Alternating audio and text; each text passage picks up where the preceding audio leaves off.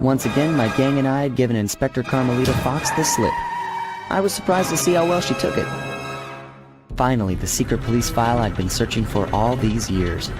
With this, I could avenge my family and regain possession of our most valued treasure.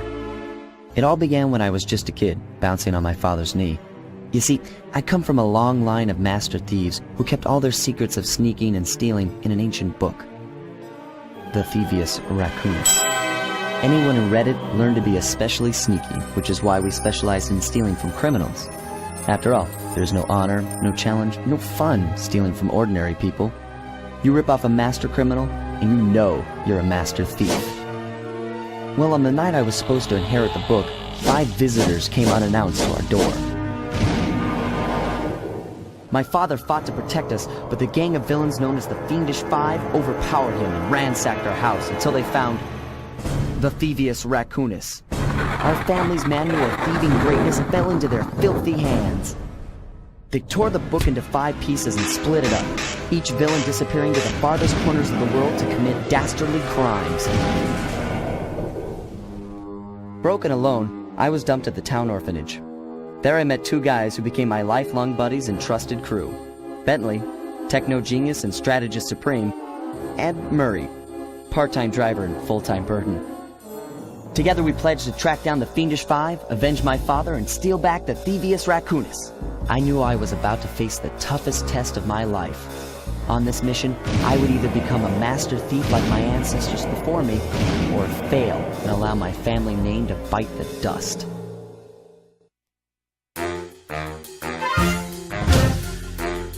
The road trip gave me the time I needed to study up on Sir Raleigh the Frog. As a young man, this hot-tempered frog grew bored of his life of luxury and privilege. On a whim, he tried his hand at a bit of piracy and found it to his liking. Raleigh, who quickly became addicted to crime, was brought into the Fiendish Five as chief machinist, where his evil tinkering genius rose to new heights. The last reported sighting of this mad machinist was off the soggy coast of the Isle o' Wrath, a small island uncomfortably situated in the middle of the perilous Welsh Triangle. Raleigh's section of the Thievius Raccoonus held detailed instructions on how to perform my ancestor Ryoichi Cooper's ninja spire jump, a technique he developed while sneaking into the thickly fortified castles of feudal Japan. Finding a way off Raleigh's boat got a little tricky with the untimely arrival of Inspector Fox, who, failing to find me, busted Raleigh and his crew. With the storm machine out of commission, boats found their way back onto the ocean, and the mystery of the Welsh Triangle faded from memory. My gang and I loafed around England for a while, enjoying the pleasant weather, and then headed back home, excited for our next heist.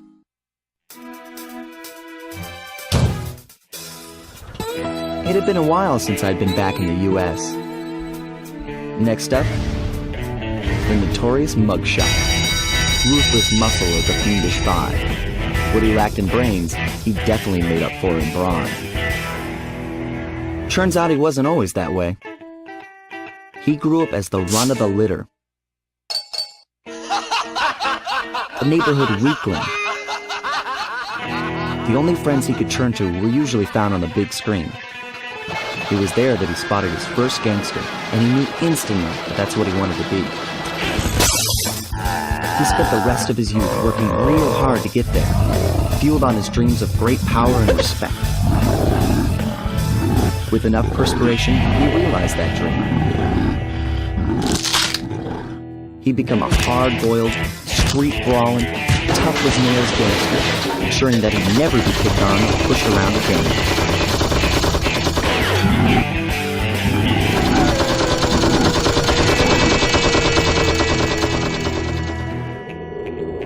So he's holed up in Mesa City, huh? I've always wanted to go to that thriving American boomtown. Mugshot's section of the Thievius Raccoonus contained an entry from my gunslinging ancestor, Tennessee Kid Cooper. His specialty was the rail walk and rail slide. moves perfected through a lifetime of theft in the Old West. Getting out of town proved to be a little more challenging than getting in. Having just missed us, Inspector Fox went for the next best thing and dragged that canine steroid case off to jail.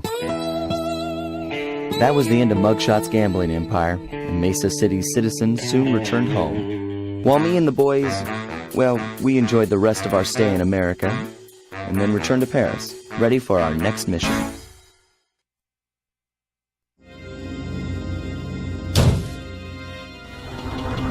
The third member of the Fiendish Five was the infamous voodoo priestess, Ms. Ruby.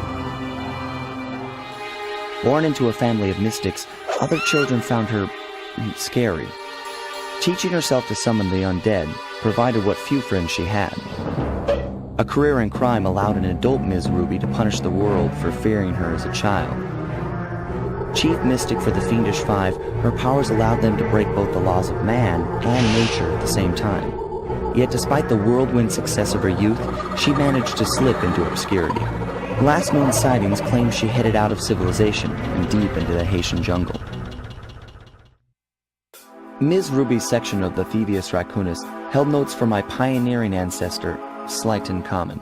His invisibility technique allowed him to steal from corrupt pharaohs and greedy noblemen. Right on schedule, Inspector Fox's arrival cued my exit. The production of zombies, made illegal in the World Peace Accord of '71, earned Ms. Ruby a life sentence behind bars. While the gang and I enjoyed a few weeks in the tropical sunshine, working on our tans in preparation for our next caper.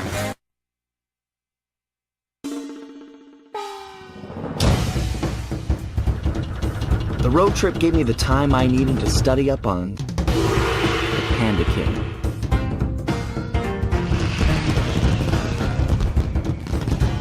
Born penniless, he was fascinated by the fireworks rich noblemen set off every New Year's. He spent a decade learning the art. But when he tried to offer his fireworks to the noblemen, they couldn't see past his shabby clothes and chased him away. Humiliated, the Panda King took revenge on those who shunned him by using the very tools of his art for crime. The Fiendish Five recruited him as their demolitions expert, and from then on, his explosive touch became feared worldwide. He's rumored to be perfecting some new firework technique high in the unstable Kunlun Mountains of western China. Retrieving the Panda King section of the Thievius Raccoonus gave me a chance to learn about my technically minded ancestor, Otto Van Cooper. Not known for his physical dexterity, Otto relied on vehicles to aid him in his criminal endeavors. Armed with his designs, I was sure Murray would be able to make some cool modifications to the team van.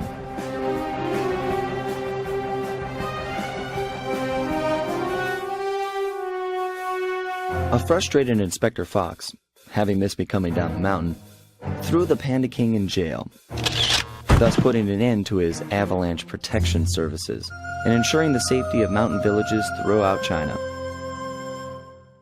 My gang and I took a little time off and did some shopping in Hong Kong. Thoroughly relaxed, we headed home to plan our next move. We were on our way to the Krakharov volcano in Russia. While looking over what little information I had on the final member of the Fiendish Five, I began to notice something. In the 4 parts of the Thievius Raccoonus recovered so far, several of the pictures depict a shadowy owl-like figure, which looks very similar to the police images of the mysterious Clockwork. Is this a strange coincidence, or is there something I'm missing? It took some tricky maneuvering, but I managed to snatch that last piece of the Thievius Raccoonus from Clockwork's claw.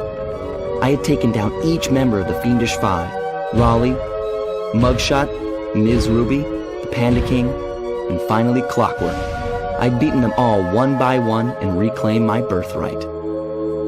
Of course, there was no way I could have gotten here without the help of my pals. I know this hasn't been easy for them, yet they stuck with me through it all. Murray, boy, it took a lot of guts for him to get out in the field with me. I know he was scared, but he's got more heart than anyone I've ever known. And thank goodness for Bentley. Without his expertise, I'd have never found my way off that rooftop in Paris. A guy couldn't ask for a better gang of friends. Who could ever forget the lovely Carmelita? Looks like we're not going to be friends anymore. Now that Clockwork's death ray is out of commission, we're back to playing cops and robbers. I thought for sure she was going to slap the handcuffs on me right then and there. But instead, she was true to her word and gave me that 10-second head start. 10, 9, 8, 7, 6, 5, 4, 3, 2,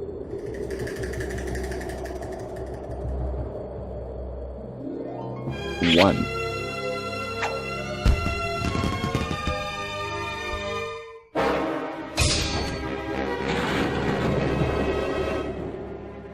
I felt bad leaving her stranded on that giant rock, but I knew it wouldn't be long before we'd see each other again.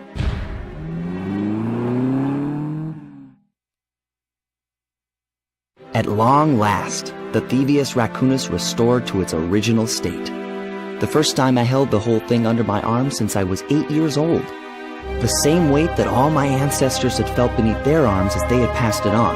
Although, while other family members may have been great thieves, they all inherited the book. I got a chance to earn it. I had taken down the Fiendish Five, having used the moves my ancestors taught me, and become a master thief along the way. The time had come for me to chronicle my own adventures into the great book.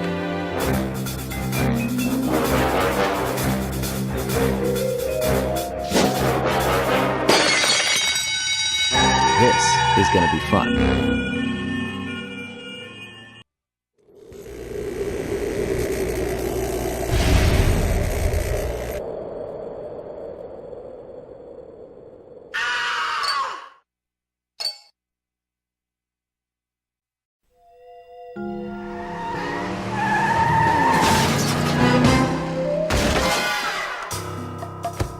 Carmelita's just as angry as ever. She's really quite lovely when she's angry. And that Constable Mila, was a reference to the Claw Gang just a slip of the tongue, or an intentional clue? Either way, it's our only lead on the missing Clockwork parts. Clockwork. He was consumed with jealousy for the Cooper clan's thieving reputation. Is it inappropriate to refer to him as a monster? No, not at all. What kind of person stays alive for hundreds of years with the express intention of wiping out a rival's family line? Imagine the hatred fueling that first decision to replace his mortal body with soulless machinery. Ultimately, it did the trick. Clockwork lived on. He caught up with my parents, and I wound up in an orphanage. It's there that I met my pals, Bentley, the brains of our outfit, and Murray, the brawn. They turned out to be all the family I needed. 2 years ago, I thought I'd finished it. How naive to think I could so easily put an end to that kind of hatred. And now he's back. In pieces, sure, but the threat is real. Does the Claw Gang even realize what they've stolen? I don't know what's in my future, but I won't let it be a repeat of my past.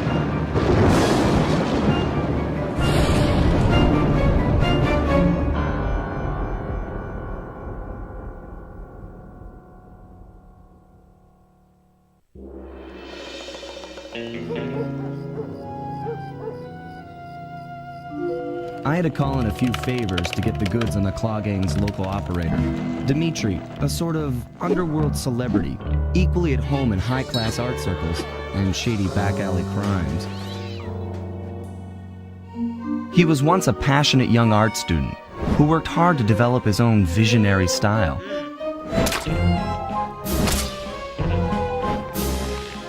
Unfortunately, the art world wasn't quite ready for his kinetic aesthetic. So he gave them what they wanted and started forging old masterpieces. His way of punishing those with bad taste. Dimitri now runs a nightclub on the west side.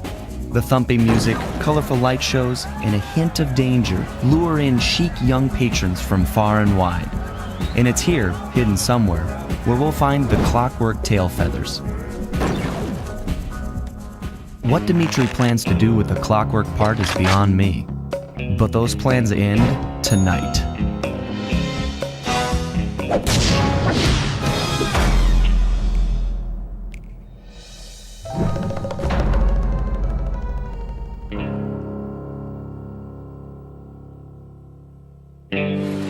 My gang and I had done it. The clockwork tail feathers were ours, and Dimitri's counterfeiting operation was ruined.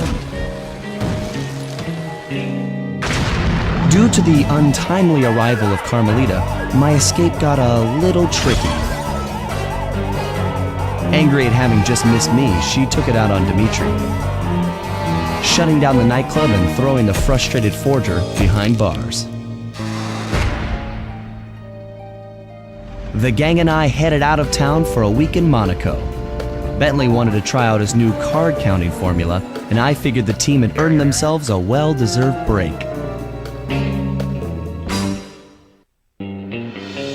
Another clockwork part had surfaced in India, so the boys and I loaded up the van and zeroed in on our next target, a mysterious spice lord known as Rajan. A self-made man who grew up poor on the streets of Calcutta, he started his life of crime selling illegal spices in the black market, eventually growing his small outfit to a sizable operation, and earning himself a seat in the prestigious Claw Gang. He's since crowned himself Lord of the Hills, and while he goes to great lengths to convince others of his royalty, it's mostly to convince himself. True to form, he's holding a lavish ball in his newly purchased ancestral palace. The reason? To show off his latest acquisition, the clockwork wings, the symbol of my enemy. If you saw the wings silhouetted against the night sky, it was already too late for you, especially if your name was Cooper. Rajan believes displaying the wings will bring him prestige, and maybe they will, but they're also bringing me.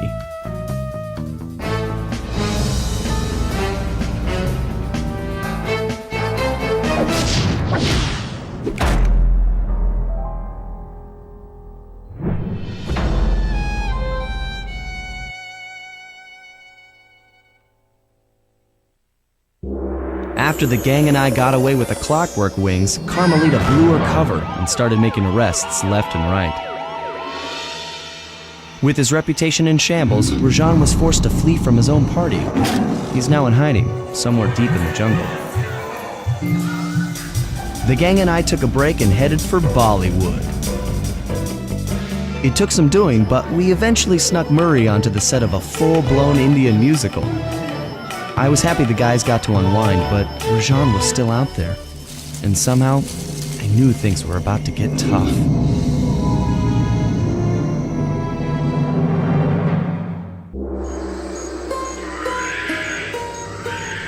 It took some detective work, but the gang and I managed to track down where Rajan had gone into hiding.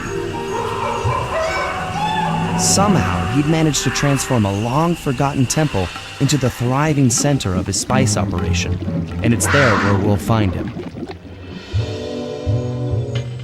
The jungle, too thick to drive through, forced us to walk the long distance to our target. We ran into a few problems along the way, but pushed on. For the temple was more than just Rajan's hideout. It was also home to the Clockwork Heart. A pump so strong and tireless, it could increase spice production tenfold. Good for Rajan, but awful for the rest of the world. Hope he's not counting on that heart too much, because tonight, it comes home with me.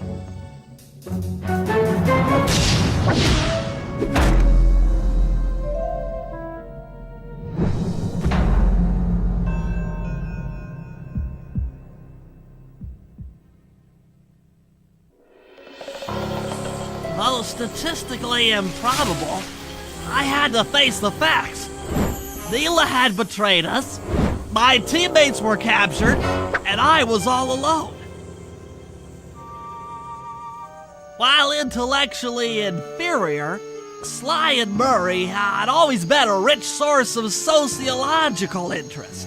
The long walk out of the jungle gave me time to reflect, and with each passing step, my sense of isolation grew. Shockingly, my comrade's absence had a profound emotional effect on me. This was it. This was the true test of friendship. Upon reaching the van, my resolve was hardened. I had to save my friends. But first things first, I had to learn how to drive a stick shift.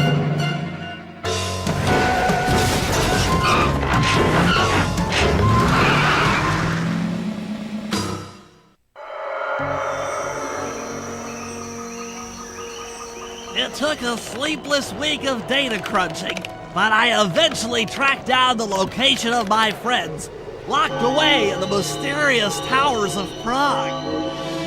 At the moment, they are the unwilling guests of Interpol's most renowned prison warden, the Contessa.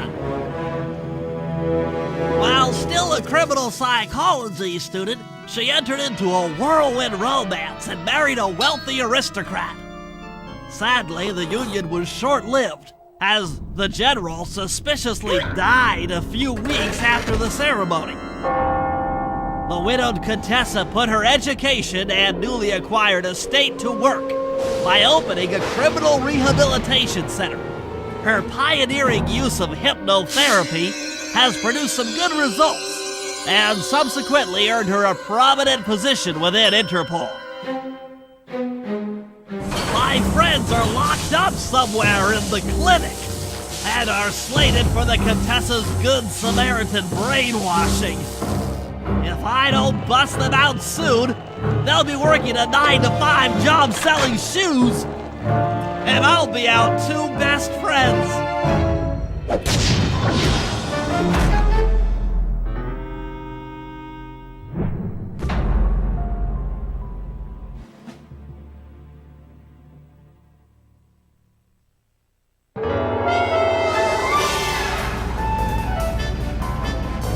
It was great.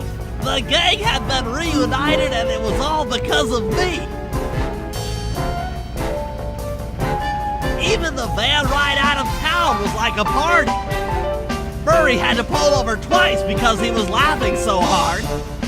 But despite all the jokes, I think something had changed.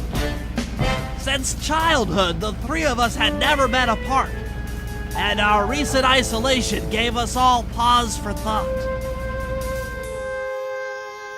Needless to say, we took a few weeks off before getting back to work. And for the first time in my life, Murray let me drive.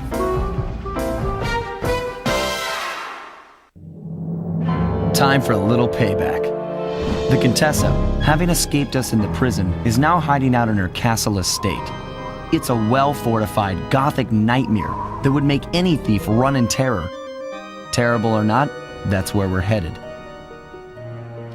To sweeten the deal, we've learned that the Contessa, who until recently was a secret member of the Claw Gang, is in possession of the Clockwork Eyes. The Thievius Raccoonus describes the eyes stopping opponents dead in their tracks, transfixed in their gaze. It doesn't take a genius to figure out what an accomplished hypnotist could do with such powerful artifacts. News of the Contessa's corruption has spread to Interpol. Constable Neela, being closest to the case, was granted a cash allowance to hire an army of local mercenaries. It looks like we're walking into a full-scale war. But we have to act now, before things go from bad to worse.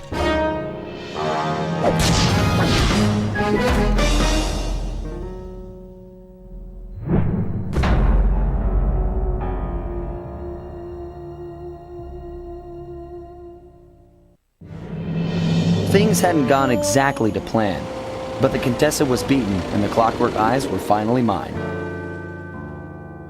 The Contessa was arrested and brought to trial for the crime she committed while working for Interpol. Their PR damage control went one step further by promoting Neela, the hero of Prague, to the rank of captain.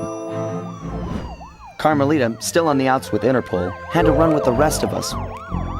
To my surprise and eternal delight, I got to help my favorite policewoman escape from the cops.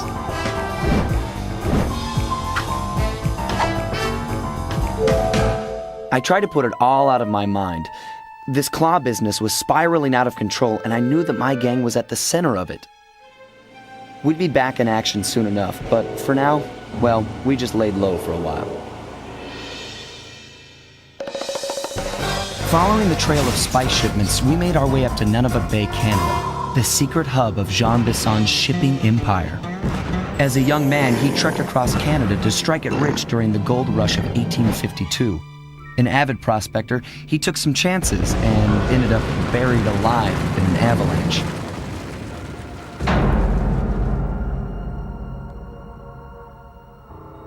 Miraculously, the quick freeze kept him alive, and 120 years later, thanks to global warming, he thawed out. A product of his time, he dreams of taming the wild north, damming every river and chopping down all the trees, with progress delivered at the sharp end of an axe. Shipping spice for the Claw Gang proved a lucrative way to bankroll his one-man war against nature. And yet, I have to feel a little sorry for him. He's just a normal guy from the 1850s. Back in his day, he'd be a hero, but today, he's a villain. Either way, that man's got more than his fair share of the clockwork parts. What a low-tech guy like Jean Bisson is doing with robot parts is a mystery. I almost don't want to know. But as always, it's only a matter of time before I find out.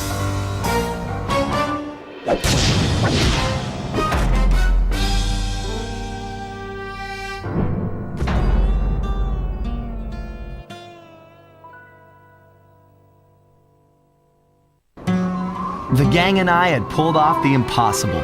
We'd successfully robbed all of Jean Bisson's iron horse trains, and we were walking away with count them, three clockwork parts. And as a bonus, we shut down spice distribution in all of North America. Needless to say, we were pretty pleased with ourselves. Can't say the same for Carmelita. Once again, the framed policewoman had to run from the cops, which was fun at first, but I'm starting to feel a little sorry for her. I mean, what if they replaced Carmelita with someone else? I don't want another cop on my tail. She's a big part of why this is all fun.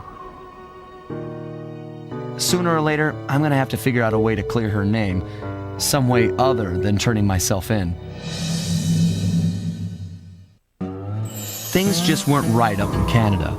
Random acts of violence were popping up like weeds, and the Northern Lights, well, they just weren't right. One night they'd be brighter than ever, and the next, gone. In Nunavut Bay, I overheard talk between Jean Bisson and his mysterious partner Arpeggio. Somehow, those two are behind it all. Tracking the source of the disturbance was easy. By simply following the lights, we were led north to an immense lumber camp. The sheer number of fallen trees advertised Jean Bisson's presence and that he was in possession of the clockwork talons. The Thievius Raccoonus makes numerous references to the talons slicing through plates of steel. A skilled lumberjack like Bisson could clear a forest in hours while wielding the artifacts.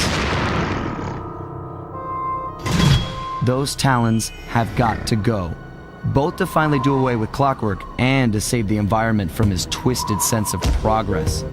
The world just doesn't need to make space for another strip mall.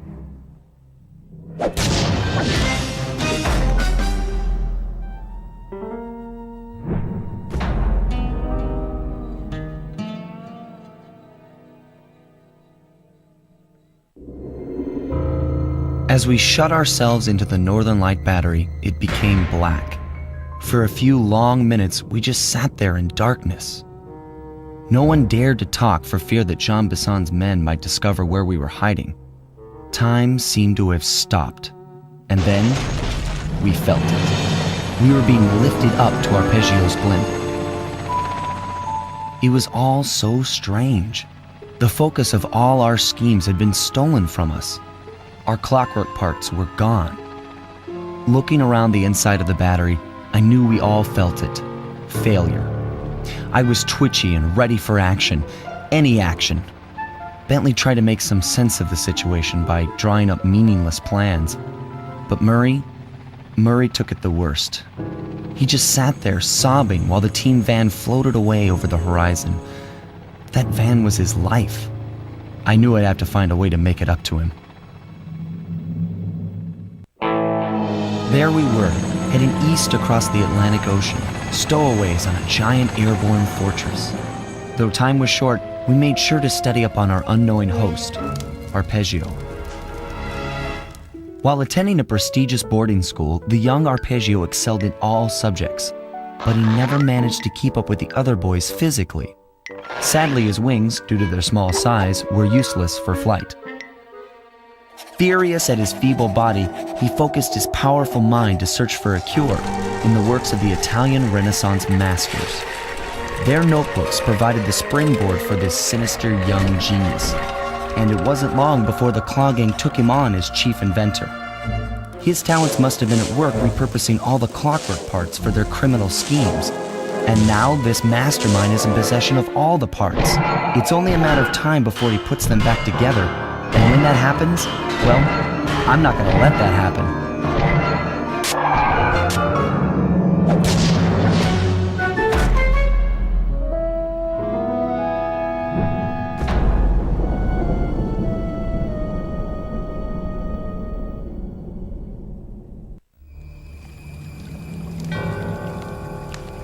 And there we were, at the end of the road.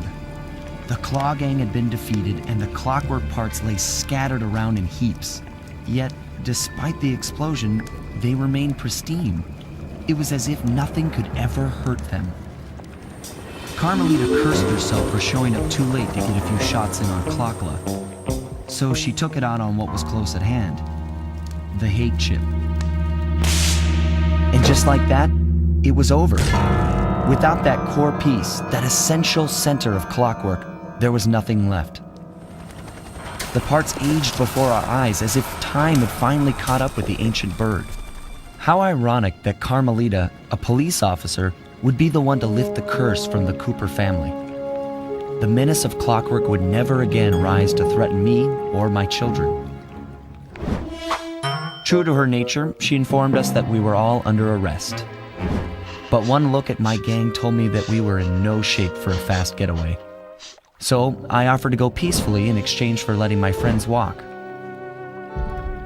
They'd taken some bruises through all of this, but I was surprised, shocked really, to see them leave their gear behind as they walked away. Their wounds were deeper than I'd imagined. Those guys were hurting.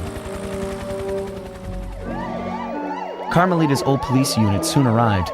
With me in custody, her name was cleared, and she even got a well-deserved promotion. It was the least I could do. The ride to HQ started with us sitting in silence, trying to read each other's thoughts. As the reality of my capture started to sink in, she began to relax, and we got to talking. We spoke freely about our previous adventures, comparing notes and even getting in a few laughs. Then we started talking about, well, everything. Books, music, art. It was like we were on a first date. She even showed me the bottle she'd been saving for the special occasion of my arrest. My heart sank when she realized that our short flight across town had already taken 2 hours, a fact I kinda clued into after seeing the Eiffel Tower float by 17 times. She went forward to ask the pilot what was up, and it looked like my pals had left me a little going-away present before taking off. Floating away on the night breeze, I could faintly make out Carmelita's voice.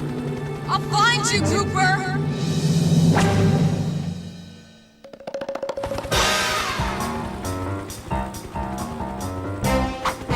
I'll be seeing you soon, Ringtail.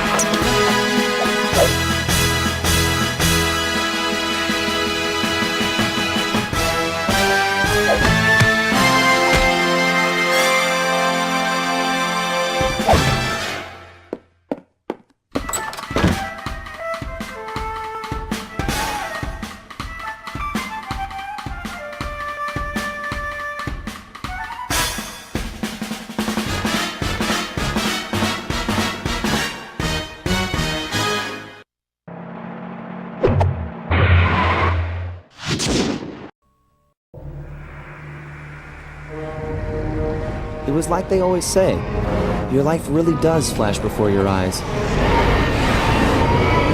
There it all was, stretching back to my childhood. Born into a family of master thieves that went back for generations, I was next in line to continue the Cooper name.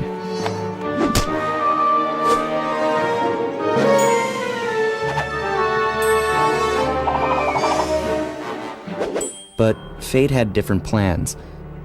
I was robbed of my childhood when a ruthless gang attacked our home.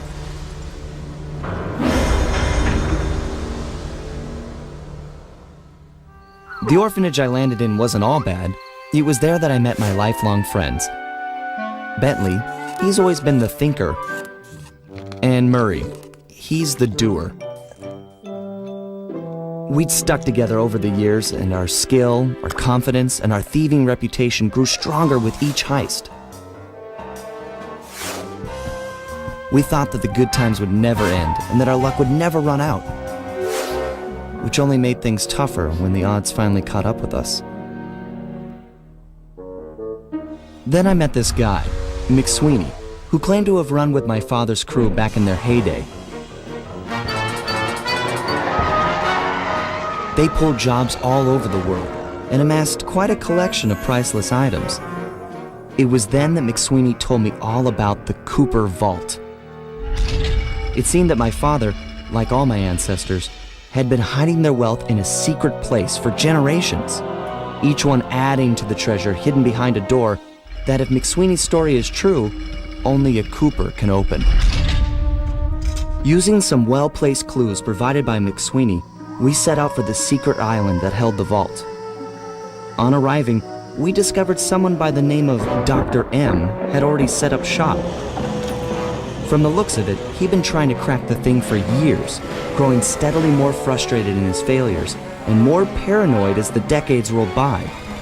He built himself a fortress with security as tight as Fort Knox. Getting inside the place would take precision, creativity, and moreover, it would take an army of world-class thieves. Finding and bringing together that much talent won't be easy, but to get inside the Cooper Vault and collect my inheritance, I was willing to pay the price.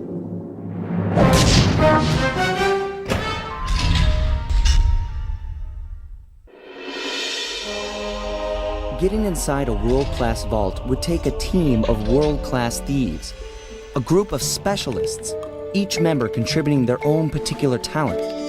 It was clear that we needed Murray back. Not only was I missing a lifelong friend, but his brute strength helped get us out of more than a few scrapes in the past. When Bentley was injured during the whole Clockwork affair, Murray blamed himself, eventually leaving the team. We tried to console him, but going out on his own was something he needed to do. He said he wanted to find his spiritual center. We got word that Murray ended up in the Australian outback, where he studied a mystic art called the Dreamtime from an Aboriginal guru. From all accounts, things went pretty well, and his teacher even sent him on a walkabout to locations all over the globe to complete the training. Latest reports have cited Murray in beautiful Venice, Italy, but what he's doing there is a mystery. I just hope he steers clear of the local mob boss, Octavio. Growing up, this guy used to be a real celebrity in the neighborhood. Everyone loved to hear him sing opera and said he was destined to be the next great tenor. But just as his career started to take off, musical tastes changed. Suddenly, it was all about rock music, and no one wanted to listen to opera anymore. He held on to a few fans, and it was these mobsters that took him into the business. Heading onto this guy's turf was dangerous, but worth it for a chance to make things right with Murray.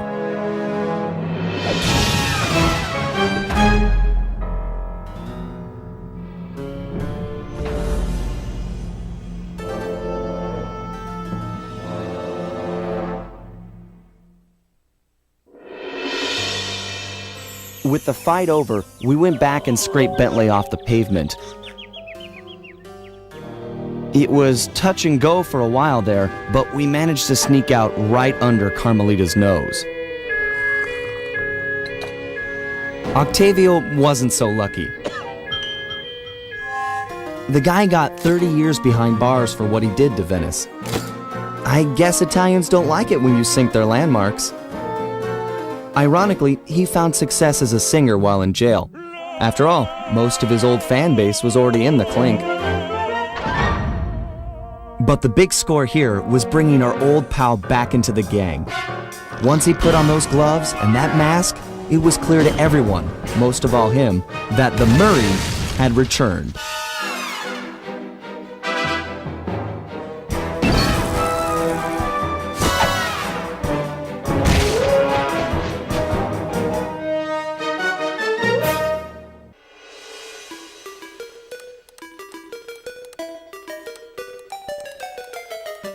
At first, it seemed just like old times. The gang was back in action. But little by little, we learned that Murray's heart just wasn't in it. Without the guru's permission to give up on his Dreamtime training, he'd never really feel comfortable returning to the gang. We knew we needed to help him out.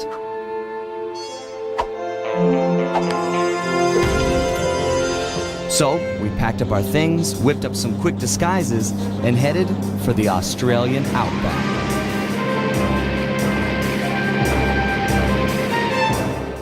Along the way, Murray told us story after story about his teacher's amazing abilities.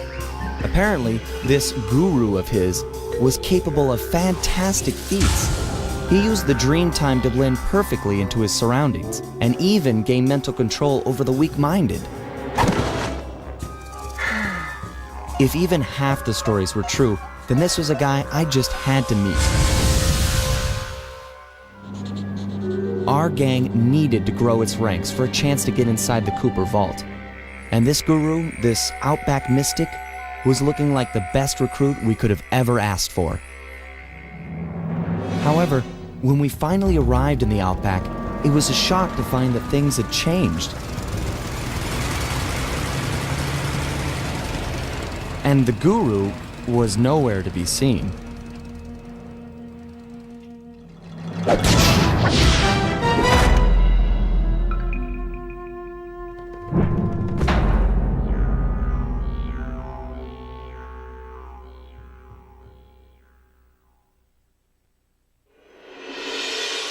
Carmelita just lay there, unconscious, helpless on the desert floor. Being gentlemen, we kept watch over her throughout the night. Her camera proved to be a real source of entertainment as we took turns posing. Didn't want her to go home empty-handed.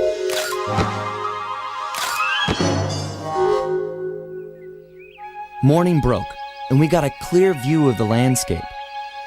It was beautiful, empty of the miners that had been digging and drilling into the sacred place. The moment was broken as Carmelita began to stir, and we prepared for another quick exit.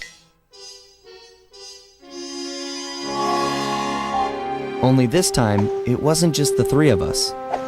For the first time in Cooper gang history, we picked up a new member, and the team would never be the same.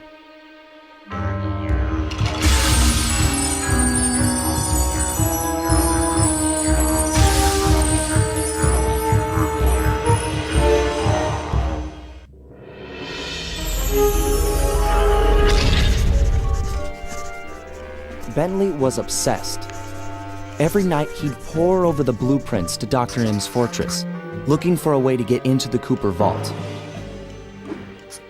He soon came to the conclusion that there was no way inside unless the gang picked up a dedicated RC specialist, an expert who had mechanical and piloting skills far exceeding his own.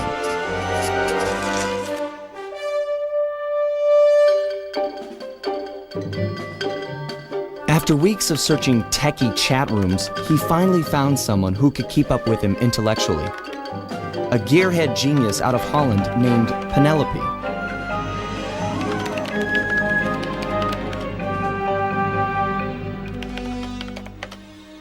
She politely declined our invitation to join the team, saying she only works for the best.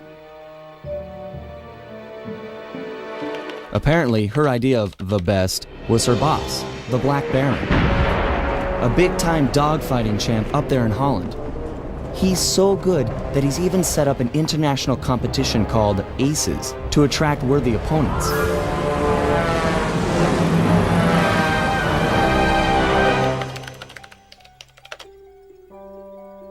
A few days later, she sent us a counteroffer.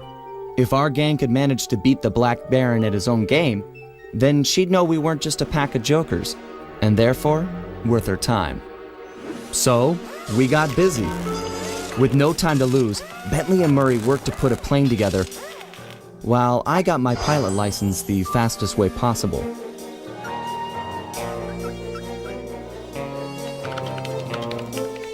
We'd proved to this Penelope that the Cooper gang was up for the challenge, even if we were making it all up as we went along.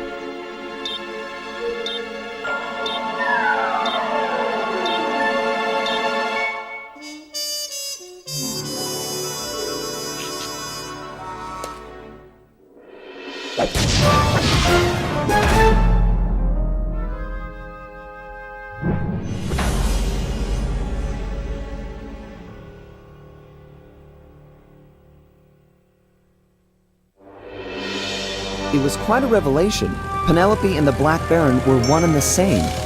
But before we could even process this turn of events, we were rushed to the winner's circle. Somehow, against all odds, we become this year's champions. There was a bit of an awkward moment between Bentley and Penelope. I guess the photos they'd sent each other over the internet were a bit exaggerated.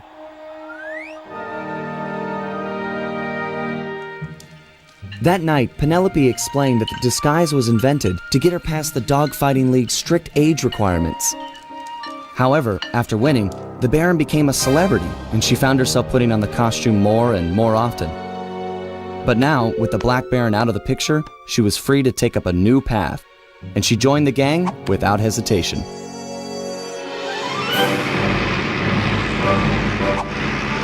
The next day, our newest recruit treated us to a week-long aerial tour of Holland. She was fitting in just fine.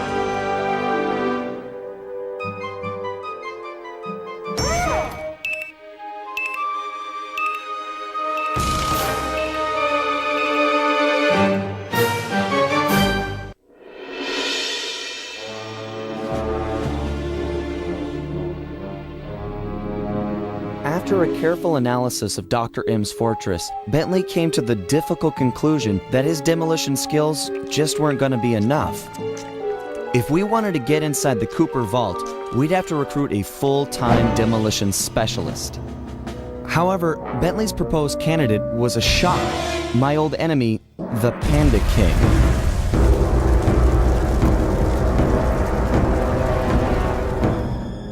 As a member of the original Fiendish Five, he had a part in taking out my dad and stealing pages from the Thievius Raccoonus. Eventually, I caught up with him, and I claimed back what he had stolen. There was no way I was gonna let that monster on my team, but Bentley was firm. He discovered the Panda King had left his life of crime and was now a monk living the life of quiet meditation high up in the mountains.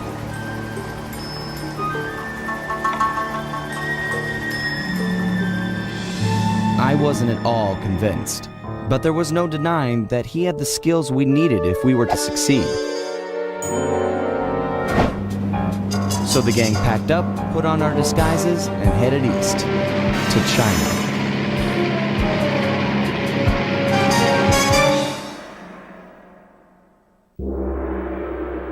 The Panda King wasn't any more excited about the notion of him joining the gang than I was.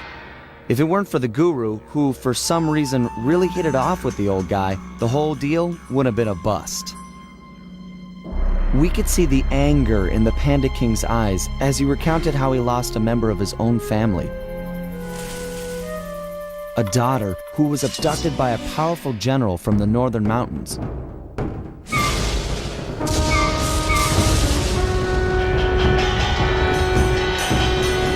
She was to be the bride in a forced marriage to this unscrupulous ruler, and Panda King was exiled. We agreed to help him recover his lost daughter in exchange for his skills in the Cooper Vault job. I still wasn't convinced this was a good idea, but a deal's a deal.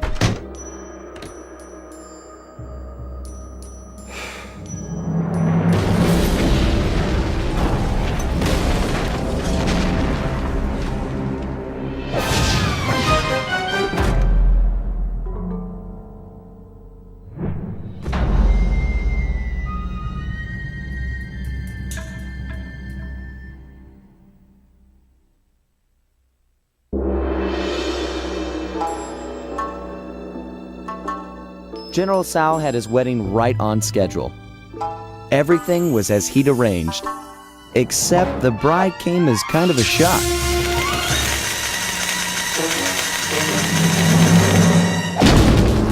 Carmelita was a little disappointed it wasn't me she busted at the altar, although I doubt she minded taking Tsao into custody.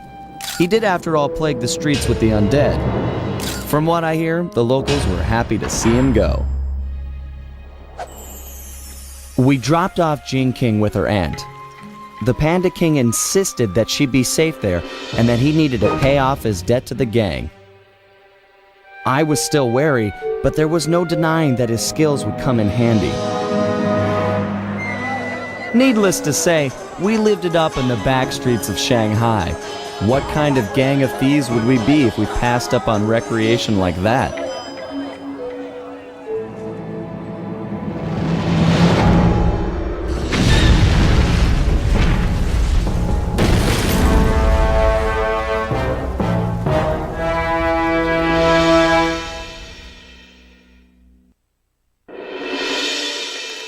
We got the message late one Saturday night. Dmitri was calling in the favor I promised him back in Holland.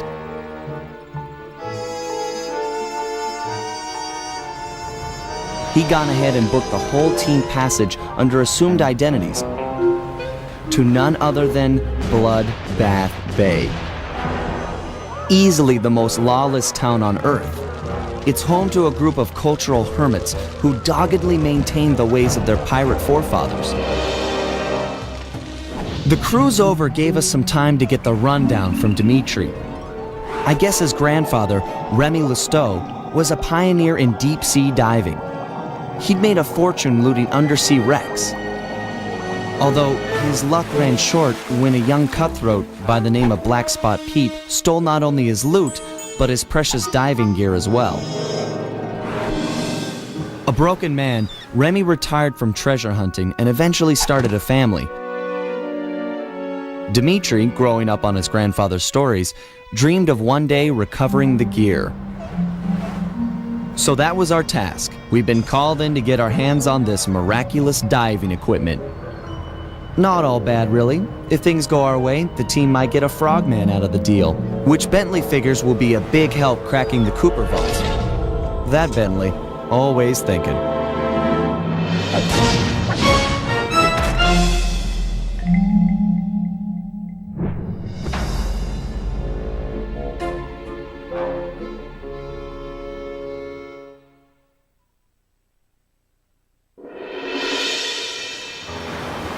Lafouille was beat, outsmarted by our own resident genius, who'd done more than just rescue a team member. He'd won himself a girlfriend. It was nice to hear him talk. They'd have these conversations the rest of us couldn't even follow. Far as I could tell, they were made for each other. Dmitri was in love too. The new diving gear had gone to his head. We were informed that he'd be our frogman for the Cooper Vault job. Not that any of us had even asked him. For the first time in memory, Carmelita didn't show up and cart everyone to jail. Oh well, I'll send her a postcard. You know, I'd hate to have her feel left out.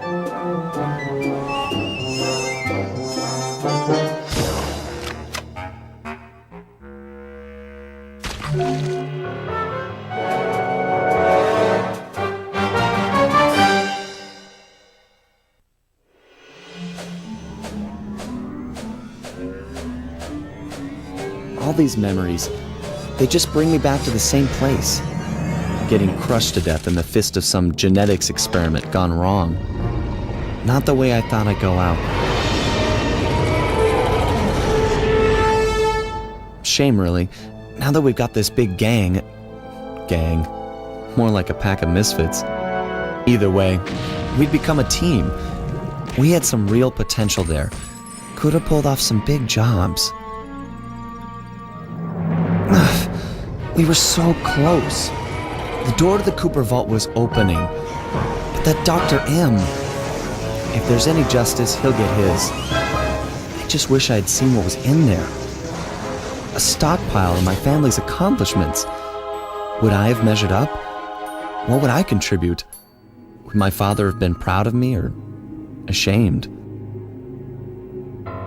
Funny, but here I am at the end, and suddenly all I can think about is what a coward I've been towards Carmelita. I never took the next step. Looking at Bentley and Penelope, it's clear what life is about. If Carmelita was here, I'd tell her straight out how I feel, and quit playing around. Put our professional differences aside and see if we can make it work. But that'll never happen now. I can't take this crushing. Just let the pain stop.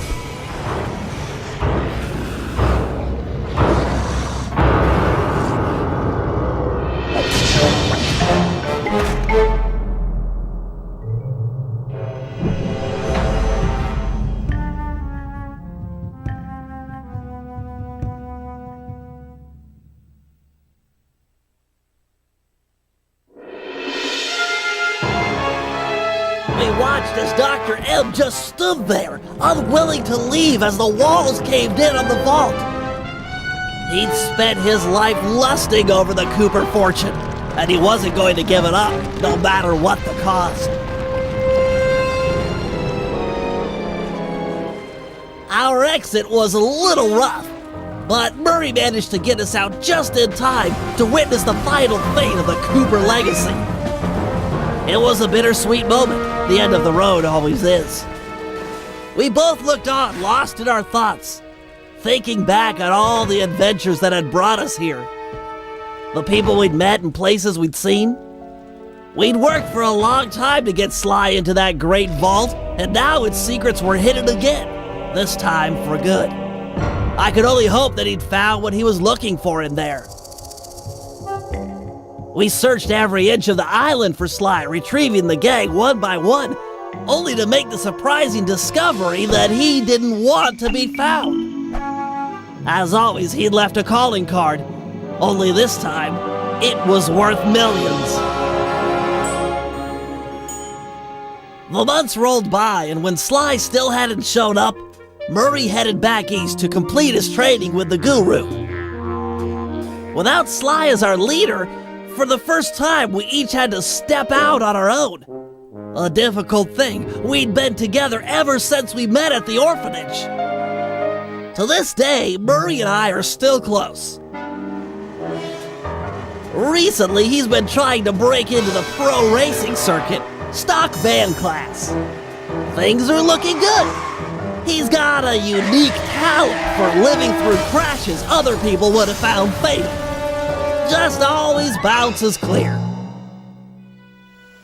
And of course there's Penelope, my new partner in crime. Let me tell ya, I'm in love. She and I have set out on a journey that I never would have dreamed up while running with Sly and Murray, although I hope our paths will cross again soon.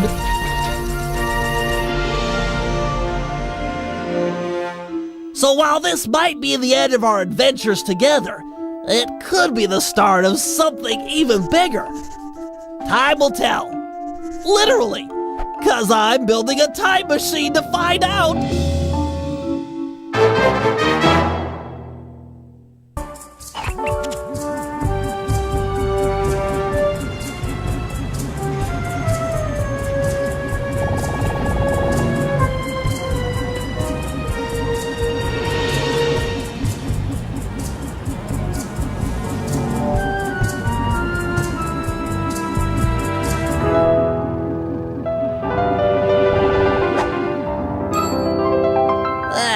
sneaky devil.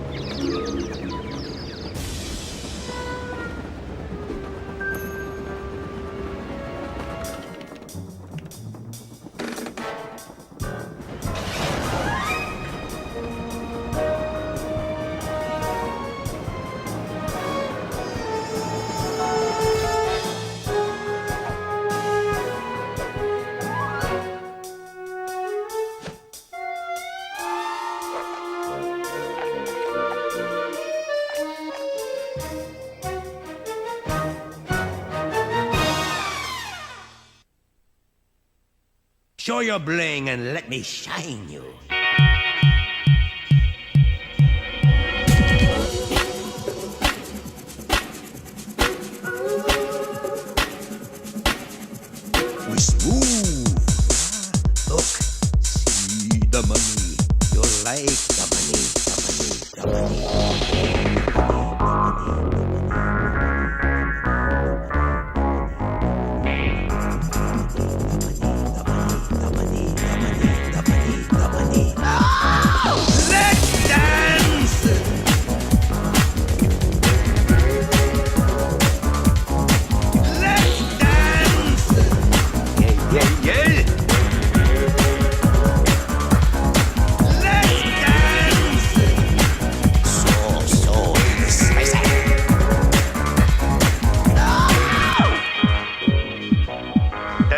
on the mic with a shout out to all my nightclub samurai. Smooth. Keep it smooth, baby. Walk tall, stand tall, feel funky. Juice. Who's got the juice? Smooth. Dig the kinetic aesthetic. Yeah, yeah, yeah. Got to keep it smooth. Greasy sweet. Got to keep it smooth. Feel funky. Got to keep it smooth. Greasy sweet. Freak out! Let's dance! Got to keep it smooth. Greasy sweet. Let's dance! Got to keep it funky. Greasy sweet. Let's dance! Got to keep it smooth. Greasy sweet. You picking up on what I'm throwing down? Pizza!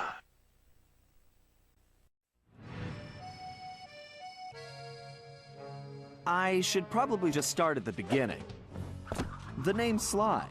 Sly Cooper, and I'm a thief. From a long line of thieves. In fact, thieving is the family business. And business was good. Although, until recently, I considered myself retired.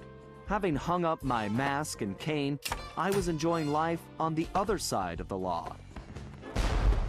In the company of a certain lovely Interpol agent named Carmelita Fox. She and I had a history, which generally involved her trying to lock me up.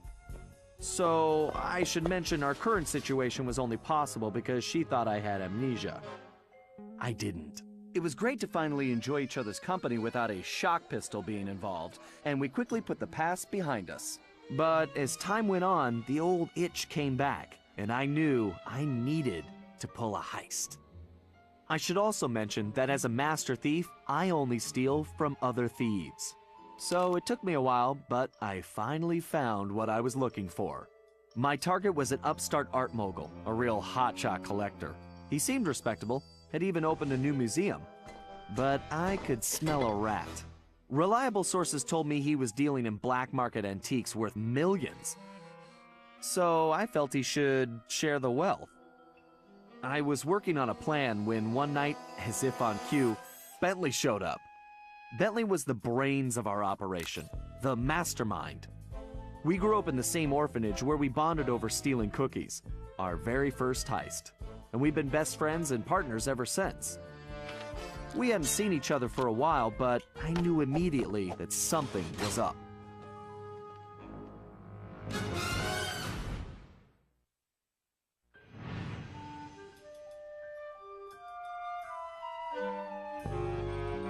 Bentley had been enjoying his time off too, building a new lab from scratch with his girlfriend and fellow tech whiz, Penelope. She had joined the team on our last caper, and the two of them had really hit it off. Apparently, they just finished work on a top secret project when Penelope had simply vanished. Bentley was worried sick. He searched frantically but found nothing. Then, he noticed something that completely stunned him. In his spare time, Bentley had been researching the Thievius Raccoonus, the Master Thief's handbook passed down through the Cooper family for generations. Its pages overflowing with the exploits and secret techniques of my esteemed ancestors. Only now, those pages weren't so full. In fact, they were disappearing right before Bentley's eyes. Realizing there was no time to waste, he gathered his gear and raced off to Paris.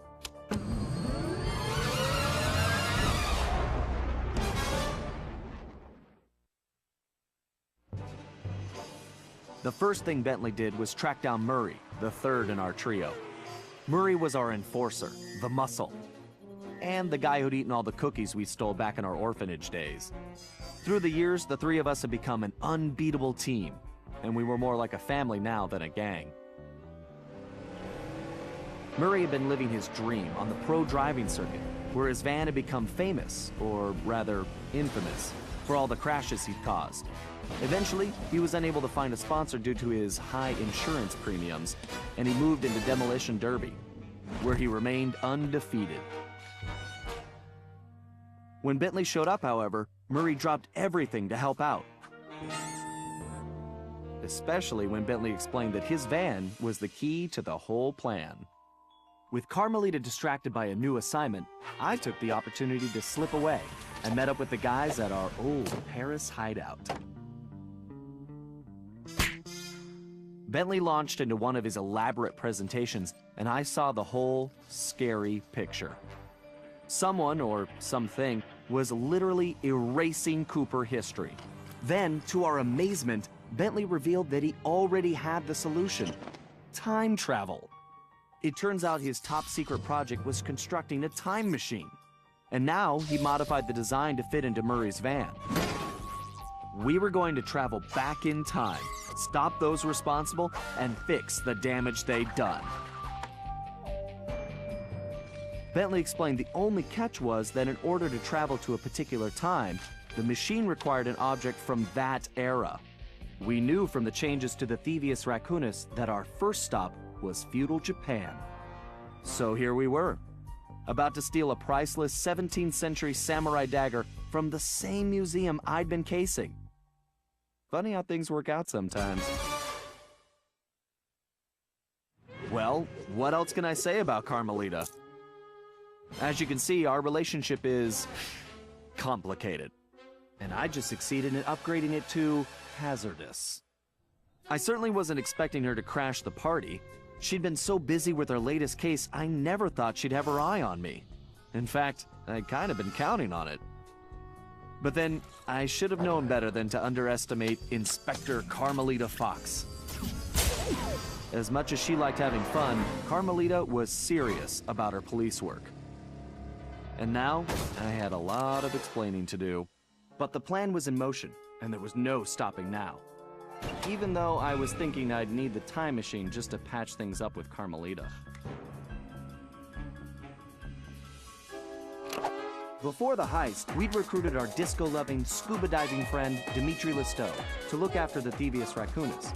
Because it was irreplaceable and the only guide we had, it was far too risky to take the book through time with us.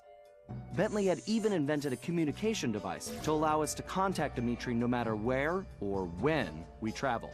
It was a perfect situation, since it allowed him to update us on any changes to the book while limiting our exposure to his fashion critiques.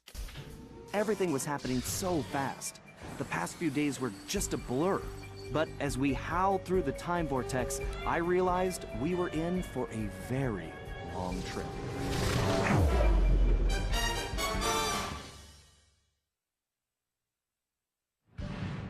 We needed to locate Ryuichi Cooper, Master Ninja, and Master Chef.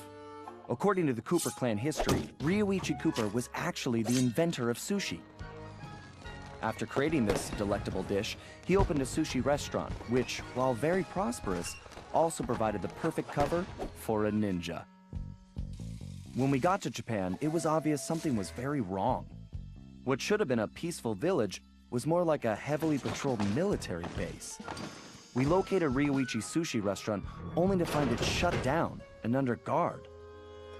Things got worse when Bentley discovered that Ryuichi was locked up in a new high-security jail, allegedly for serving bad sushi to the shogun. It all sounded like a pretty tough piece of fish to swallow. We needed to get to the bottom of the situation, and the first order of business was getting Ryuichi out of prison.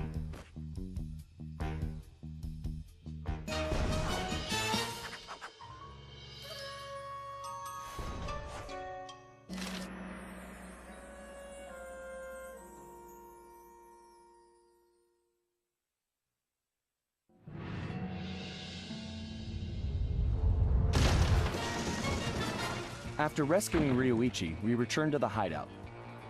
Unfortunately, there wasn't much time for family reunions. We needed to figure out what was going on, and fast. Ryuichi confirmed that the source of the trouble was the tiger we had tracked in the village, someone calling himself El Jefe.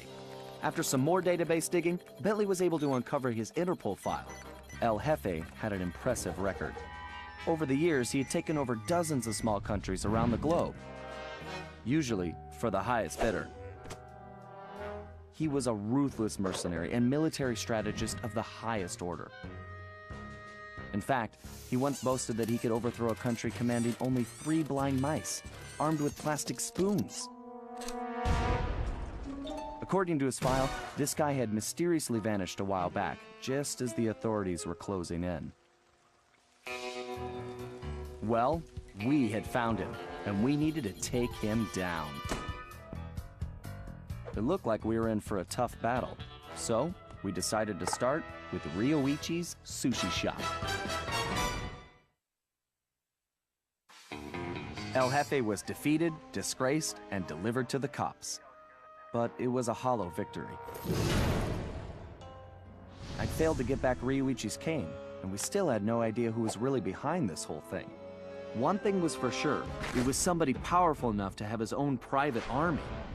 We contacted Dimitri for an update on the Thievius Raccoonus, and it looked like Tennessee Kid Cooper needed our help next.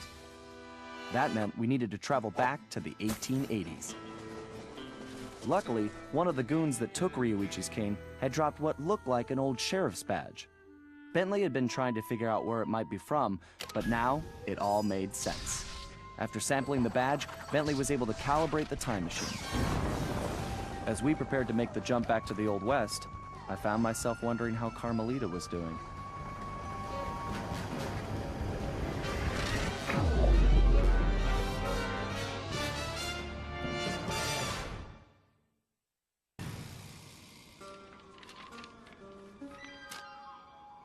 We arrived in the Wild West, looking for my ancestor, Tennessee Kid Cooper, a legendary outlaw whose bank robberies were some of the most daring in Cooper lore. When we arrived, it took some time to locate him, but we eventually found him in prison. His arrest was the handiwork of the local sheriff, who had celebrated by posting his own picture all over town. Talk about an ego. We needed to bust Tennessee out of jail. But after some furious calculations, Bentley determined that the best way to do that was from the inside. For the first time in my career, I was going to have to let the law catch me. This could be a real challenge.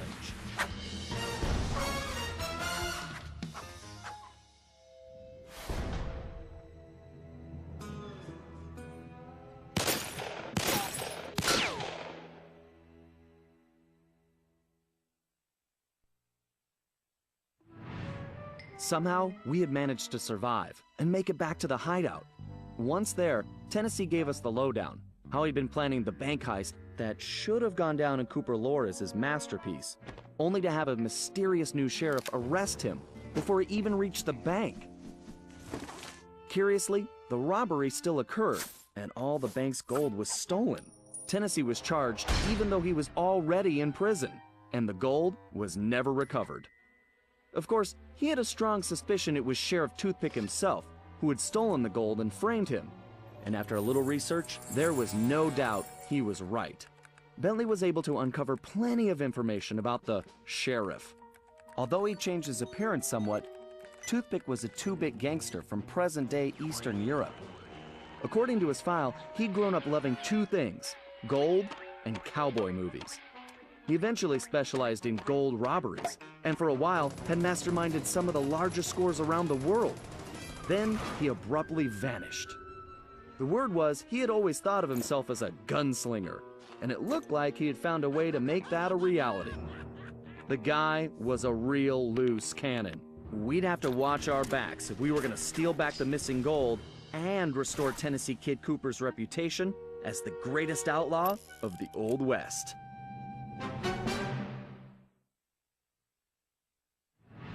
When I saw that arrogant little, that no-good lying, I should have tied his mangy tail around his neck. I should have blasted that smug look right up his face. I should probably just finish my story. After the Cooper gang escaped at the museum, I decided to follow my nose and take a look around. I'd been investigating the trading of stolen antiquities on the black market, but I'd never guessed that two-faced ringtail was involved. Then as I turned a corner, I was stunned to see a huge stash of stolen treasure right there in the museum. And even more shocking, Cyril Le Paradox himself unloading them. I couldn't believe it! The billionaire art collector and museum patron was behind this? I was so surprised that by the time I reacted, his goons already had me covered. Then that slimy sawed-off runt had me thrown into some vile machine. And the next thing I knew, I was playing cowboys and criminals. The Old West? Time travel? It was completely loco. Sure, Le Paradox had done some time in his youth, but he'd been squeaky clean ever since. And Interpol had never considered him a suspect. There were rumors about the source of his wealth, but nothing had ever been proven. Now I knew I'd solved that mystery. And of course Cooper and his little friends were involved somehow. Why was I not surprised? The Fleabag tried to feed me some story about having to rob the museum to save the future. But I was done listening to that liar. I needed to get back to Paris. But that toad toothpick had stolen Murray's van, and Bentley's time machine along with it. I finally cracked the case, and now I was stuck in this lousy dust bowl with the Cooper gang. I don't know what made me angrier. Not being able to bust the lowlife skunk, or being trapped here with that lying ringtail. Ooh!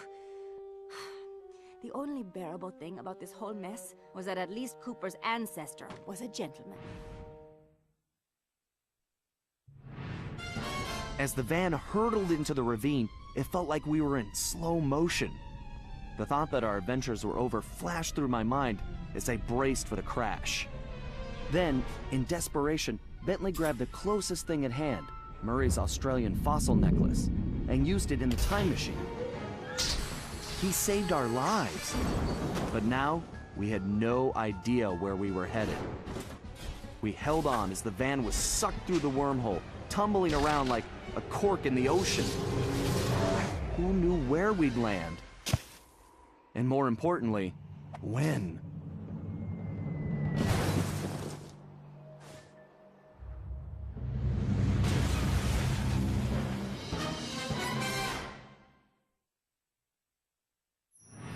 Things weren't going very well. We'd landed somewhere, from the looks of it, prehistoric. I was slightly concerned when Bentley broke out the dinosaur repellent, but that was the least of my worries. The crash landing had damaged the van, so the time machine wasn't working properly. Not only was traveling back to Paris impossible, but we couldn't even raise Dimitri on the transceiver. Also, we still had no idea how Le Paradox had managed to develop his own time machine. And that was a scary thought. Carmelita was still really hot about things. I just wanted a chance to explain, to tell her how sorry I was for getting her mixed up in all of this. Before we had a chance to talk, she stormed off in a rage. I tried going after her, but I figured that wasn't the best idea. Our conversation would have to wait, at least until she holstered that pistol. We decided the first order of business was figuring out where and when we were. And then, how we were going to repair the van. Otherwise, we'd have to get used to living in a cave, permanently.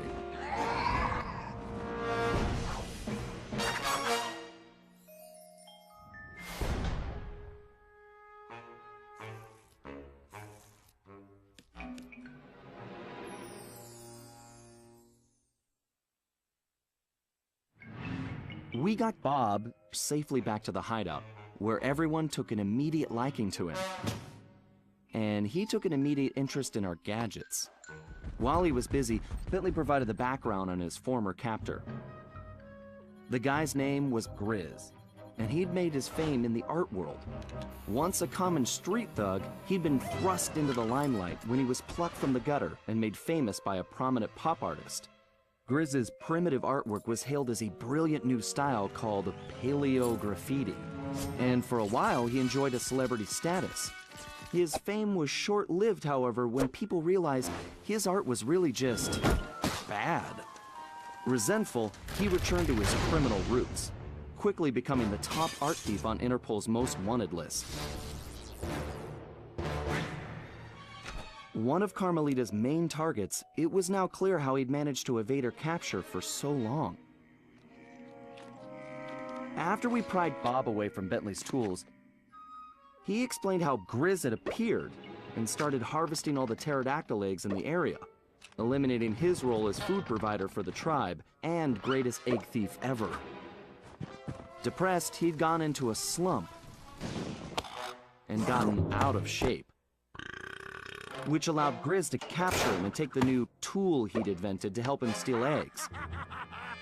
So it looked like the very first Cooper cane had been stolen as well. Great. We may have rescued Bob from the arena, but we still needed to find out what sort of operation Grizz was running for Le Paradox, and why it involved stealing all the eggs.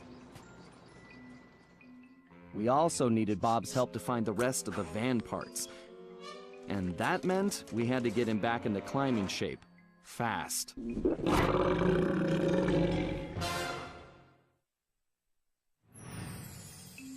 I caught up with the ringtail to give him the intel I'd gathered on Grizz. Half of me still wanted to slap the smirk off his face, but the other half wanted to talk. Working on my own these past few days had given me time to think, and I'd realized some things. Sly may have been lying to me the whole time in Paris, but I'd lied to myself as well. In my heart, I knew something was up, but I didn't want to admit it. I wanted to believe he'd changed, that maybe I'd changed him. But Sly was who he was, and I had to accept that. Although this crazy time-traveling business had given me a new perspective on that too. In the past, I'd always chased Sly, arriving on the scene after the fact. But now that I'd fought alongside him, with Bentley, Murray, and his ancestors, I had to admit a newfound respect. We aren't really so different. We both fight for justice. We just do it from opposite sides of the law. The question is, can I live with that? Honestly, I don't know. But for now, perhaps it's enough that I see things more clearly, and that we have a common enemy in Le Paradox. Because I am not going anywhere until I put that stinking weasel behind bars!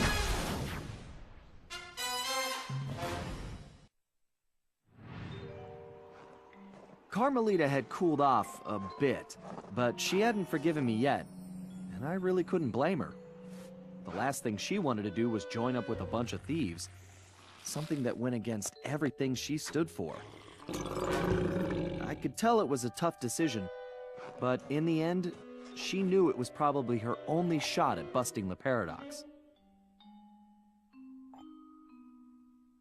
Dimitri was happy to finally hear from us, as he'd been worried his bros were warping their faces off, whatever that meant. He pointed us to our next destination, medieval England, and as it turned out, Grizz's crown was the perfect object to get us there. So, although we'd only uncovered this Ice Age scheme by accident, luck was definitely on our side. And we left in a confident mood, ready to tackle whatever fate had in store for us.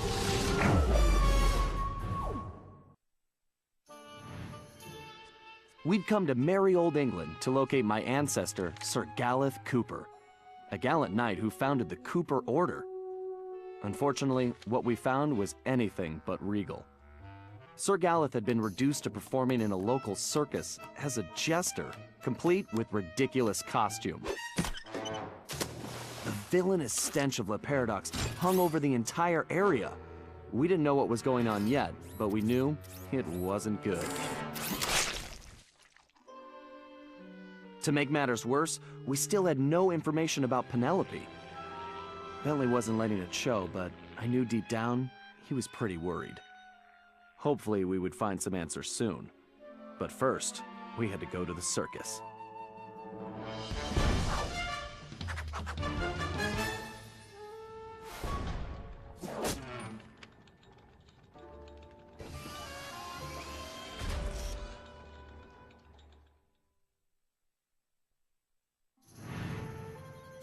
Once Sir Galeth calmed down, we returned to the hideout and got the whole story. The surrounding area was held in the iron grip of a fearsome Black Knight. His origin was a mystery, but his power and technological might was impressive. He'd even created a new type of robotic guard, which patrolled tirelessly and without mercy. Galeth had been captured when he tried to take on these guards single-handedly.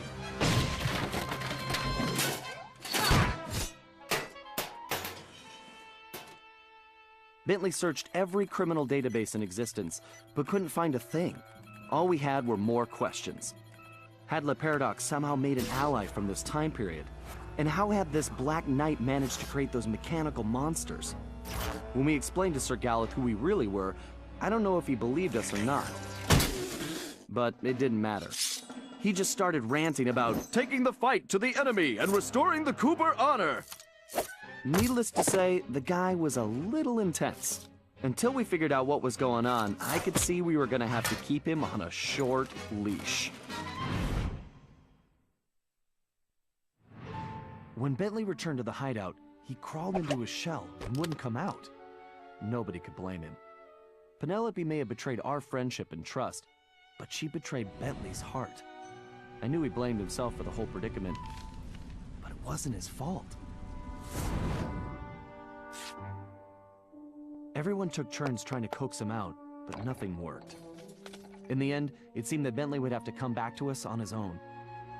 Unfortunately, we couldn't wait around. We had a villain to take down, with or without Bentley's help. And this time, it was personal.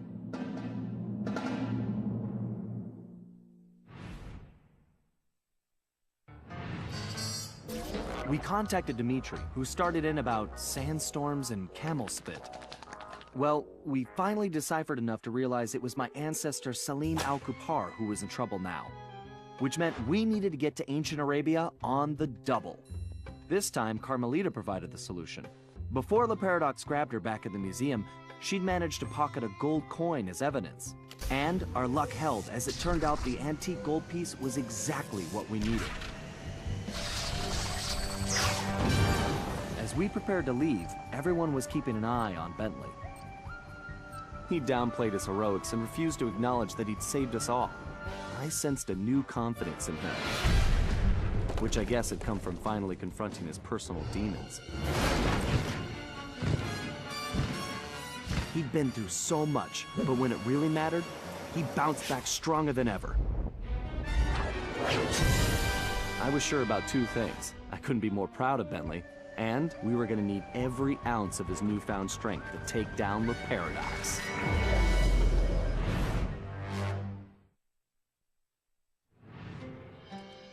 We'd traveled to ancient Arabia to find Salim al-Kupar, an ancestor said to possess the stealth of 40 thieves. No surprise then when Bentley's research revealed that this guy was a charter member of the infamous 40 Thieves. For once, it appeared we'd have plenty of backup to help out with this job. When we arrived, however, we were shocked to find that most of the thieves had already retired. Having made their fortunes and gotten older, these great thieves had decided to call it quits and enjoy their golden years in peace. What wasn't shocking was the unmistakable presence of Cyril Le Paradox. Nasty-looking guards patrolled everywhere, and it was clear that something sinister was going on. After some detective work, Bentley had even worse news. No one had seen Salim al-Kupar for some time. He had been working with a few of the remaining thieves, but had simply vanished. So where was he? That was the first thing we needed to figure out.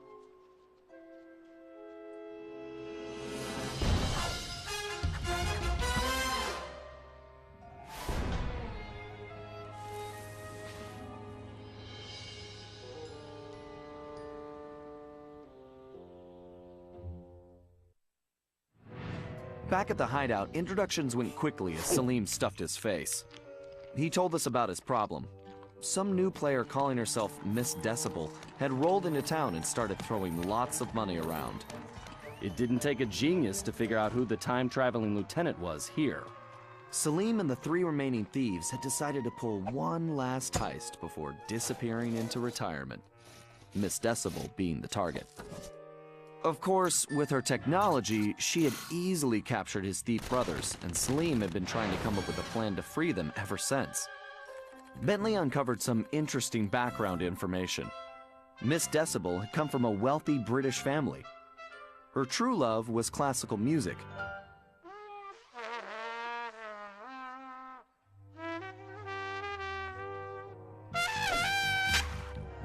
Unfortunately, her complete lack of musical talent, coupled with an extreme temper, made for a volatile combination. After suffering a freak accident during a tantrum, she was left unable to play music normally. However, when she discovered she could control people with her hypnotic tones, a new criminal was born. She began using her devious talents to control others, forcing them to commit crimes for her. We told Salim about the paradox, and the whole thing made some strange kind of sense to him. The bad news was that he wasn't completely convinced that we were there to help him. I could see I was going to have to prove myself. Again.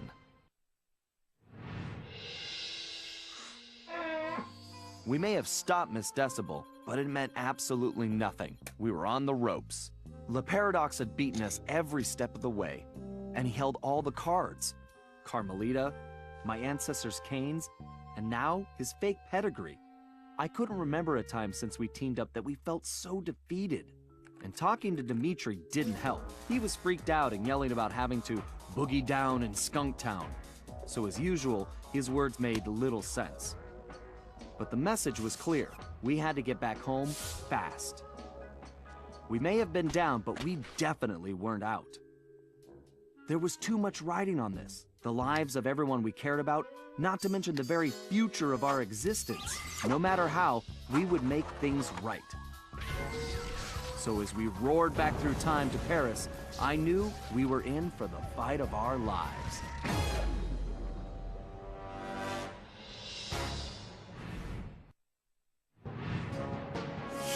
We'd finally made it home to Paris, only to find a place we hardly recognized.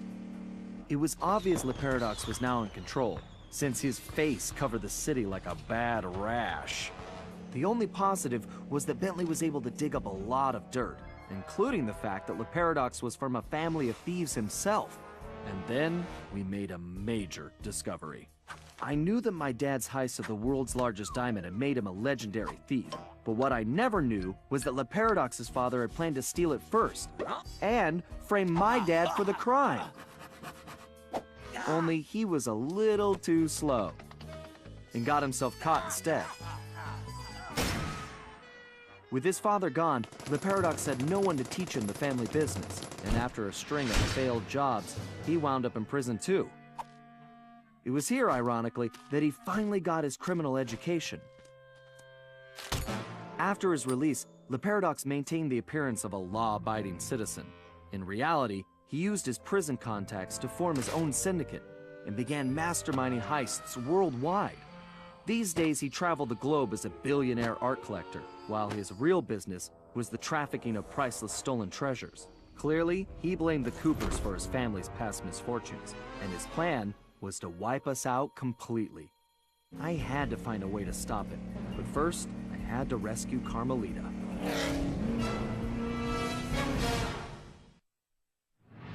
It's been a while since that night, but there's still no sign of Sly. Or that cursed blimp. The skunk could barely tread water. So by the time they picked him up, he was happy to see them. Word is he earned a special cell in solitary confinement, where the only thing he'll be collecting from now on is gray hair. Both Paris and the Thievius Raccoonus were back to normal, but that hardly made us feel any better.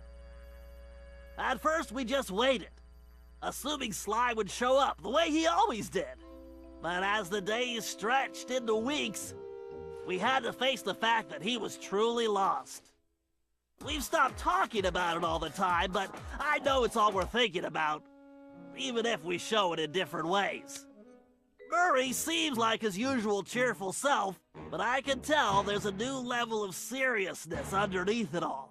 He's on the professional wrestling circuit now, and he's really been pushing himself. I know he's doing it to keep his fighting skills sharp. Like all of us, he wants to be ready for action the minute we locate Sly. Carmelita returned to Interpol, where she threw herself into her work, busting criminals at a record pace. She's been so busy, I haven't seen her for a while now. My sources tell me she's conducting her own investigation into Sly's whereabouts. Out of everyone, I think she took his disappearance the hardest, even if she never shows it. At least not in public. As for myself, I continue to search. Even using all my technology, I haven't found a clue. The time machine is no help since we need to know where Sly was for that to work. I get discouraged sometimes, but I'll never give up. Because I know Sly's out there, and I know that wherever he is, we will find him.